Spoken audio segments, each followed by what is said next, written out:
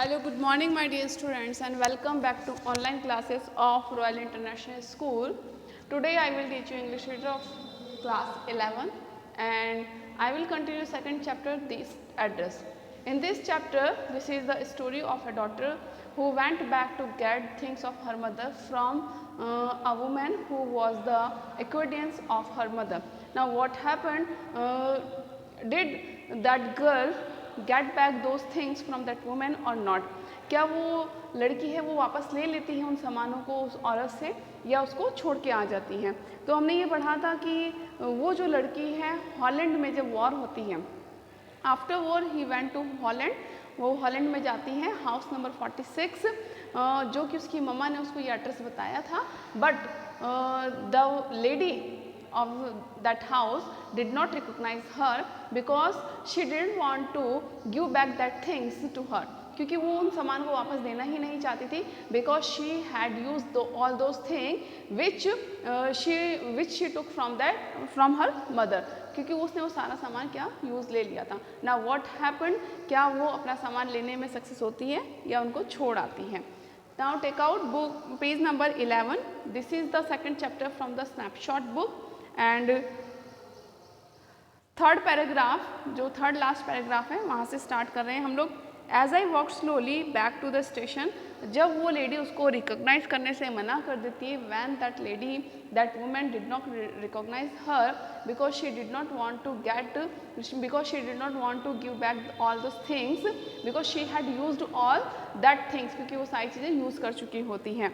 As I walk slowly back to the station, और जब वो निराश होकर के वापस स्टेशन आती हैं तो वो फ्लैशबैक में चली जाती है, मतलब वो स्टोरी सोचने लगती है कि उसकी मदर ने कब उसको ये एड्रेस दिया. I thought about my mother, तो वो कह रही है कि स्टेशन पर जब वो वापस आती है तो वो कहती है I thought about my mother, कि मैंने अपनी माँ के बारे में सोचा, who had given me the address years ago, कि जिसने मुझे ये एड्रेस जो है काफ़ी सालों पहले दिया था. House number 46. It had been in the first half of the war, कि जो इंडिपेंडेंस के लिए या फ्रीडम के लिए हॉलैंड में वॉर हुआ था उसके फर्स्ट हाफ में उन्होंने मुझे ये एड्रेस दिया था. I was home for a few days, अब ये फ्लैशबैक में जाके स्टोरी बता रही हैं. I was home for a few days and it struck me immediately that something or other about the room had changed. ये कह रही है कि मैं घर पर कुछ दिनों के लिए ही थी. इट स्ट्रक मी इमिडिएटली, और जो घर की सिचुएशन है या घर की जो सामान को देख करके मुझे इमिडिएटली तुरंत ही स्ट्रक लगा, यानी कि एक झटका लगा, that something or other about the room, कि घर के अंदर, घर के जो कमरा है, कमरे के अंदर कुछ तो क्या हो चुका है, चेंज हो चुका है. Something or other about the rooms had change, कि रूम में कुछ चेंजेस आए हैं. ये देख करके मुझे इमीडिएटली स्ट्रक हुआ, यानी कि इमीडिएटली मेरे माइंड में कुछ आया. आई मिस्ड वेरियस थिंग्स, मैंने रूम में जब चारों तरफ देखा तो मैंने कहा कि कुछ तो मिस है. My mother was surprised I should have notice so quickly, मेरी मम्मा बहुत सरप्राइज थी. इस लड़की की जो मम्मा है वो बहुत सरप्राइज थी कि I should have notice so quickly, कि मैंने जो रूम में जो चेंजेस आए हैं और जो थिंग्स मिसिंग है उसको बहुत ही क्विकली नोटिस कर लिया है, बहुत जल्दी इन चेंजेस को नोटिस कर लिया कि something is missing in the room. Then she told me about Mrs Dorling, और उस टाइम पर उन्होंने मुझे मिसिस डॉर्लिंग के बारे में बताया था. Mrs Darling, who was Mrs Darling? She was that women who brought all things from her mother. He had never heard of her. I had never heard of her. वो कह रही है कि मिसिस डॉर्लिंग के बारे में मैंने कभी नहीं सुना था, but apparently she was an old acquaintance of my mother. हो सकता है या ऑब्वियसली वो मेरी मदर की कोई एक्वेंटेंस हो, कोई फैमिलियर हो, कोई परिचित हो. Whom she hadn't seen for years, और उससे भी मेरी मम्मा कई सालों तक नहीं मिली थी. तो मिसिस डॉर्लिंग के बारे में मेरी मम्मा ने बताया था कि कुछ सामान जो मिसिंग है मैंने नोटिस किया, तब मेरी मम्मा ने मिसिस डॉर्लिंग के बारे में बताया, और हो सकता है वो मेरी मम्मा की फैमिलियर हो. और she had suddenly turn up and renewed their contact, मम्मा ने बताया कि she had suddenly turn up, कि जो मिसिस डॉर्लिंग है उनका हमारे घर अचानक आना जाना शुरू हो गया.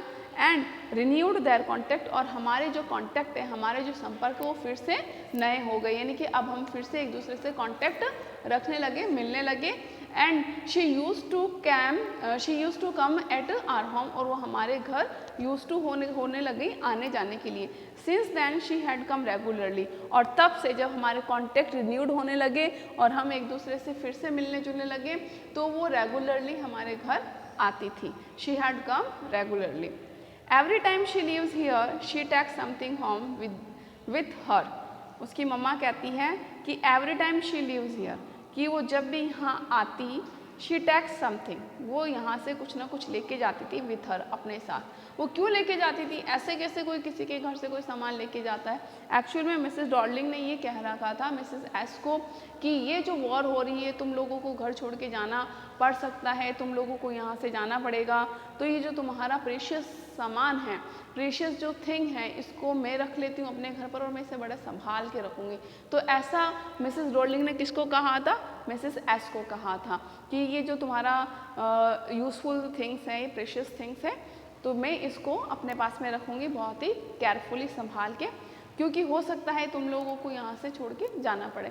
It may be that you have to leave from here because of war and your the precious thing I will keep very carefully, मैं अपने पास में बहुत अच्छे से रखूँगी। तो इस तरीके से उसको ऐसा लग रहा था मिसेस एस को कि जो मिसेस डॉर्लिंग है, जो उसका सामान लेके जा रही है, वो उसकी हेल्प कर रही है। ऐसा कौन सोच रहा था?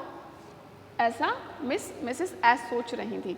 तो ये उन्होंने कहा, said my mother every time when she come, जब भी वो हमारे घर पर आती, every time when she comes here she takes something with her, तो वो मेरे अपने साथ कुछ ना कुछ यहाँ से लेके जाती थी।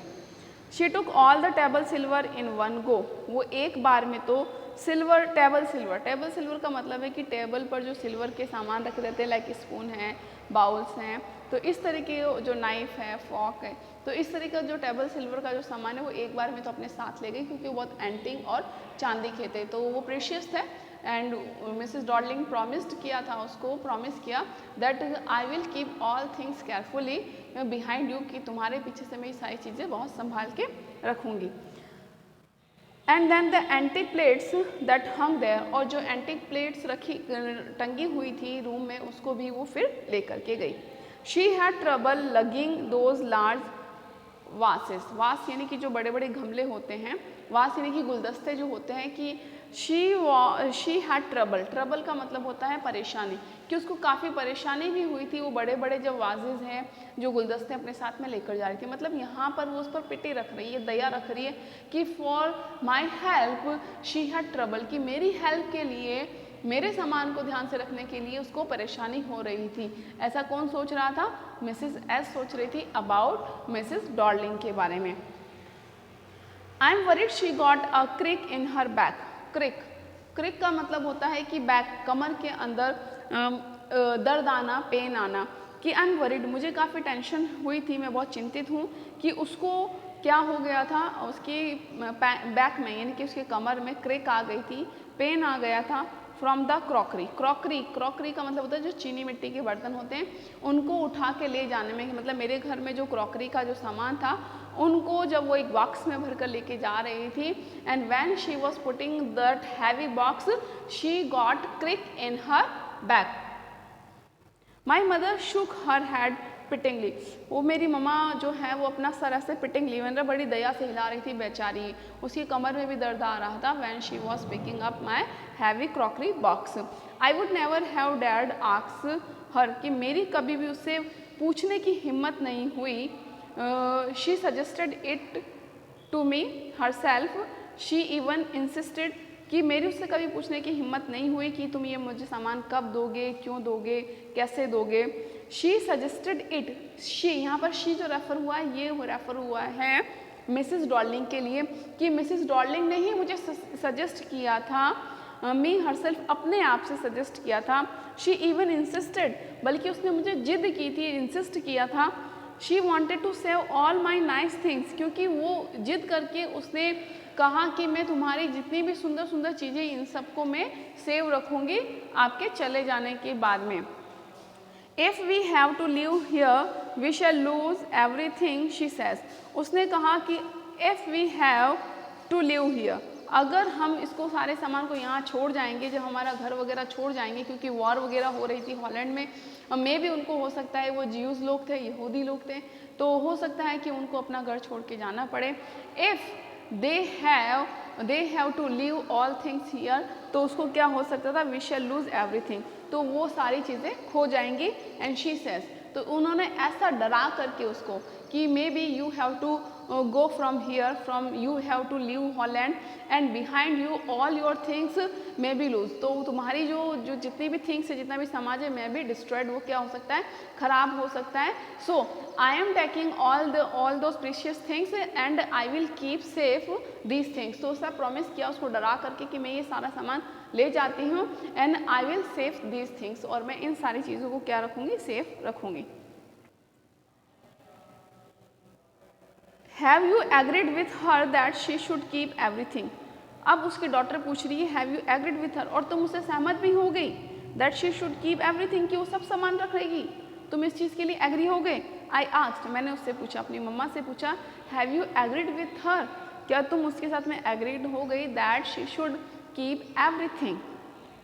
As if that's necessary my mother cried, मेरी मम्मा चिल्लाई, एज इफ दैट्स नेसेसरी, क्या ये ज़रूरी था, मतलब क्या ये ज़रूरी था, it was necessary to ask her, उससे ये पूछना ज़रूरी था कि शी शुड कीप एवरीथिंग, कि वो हर चीज़ अपने पास में रखेगी, ऐसा पूछने की मेरी तो हिम्मत नहीं थी। And it was not necessary to ask her, it would simply be an insult to talk like that, और इस तरह से उससे बात करना, it would be simply an insult, ये एक इंसल्ट होती उसके लिए।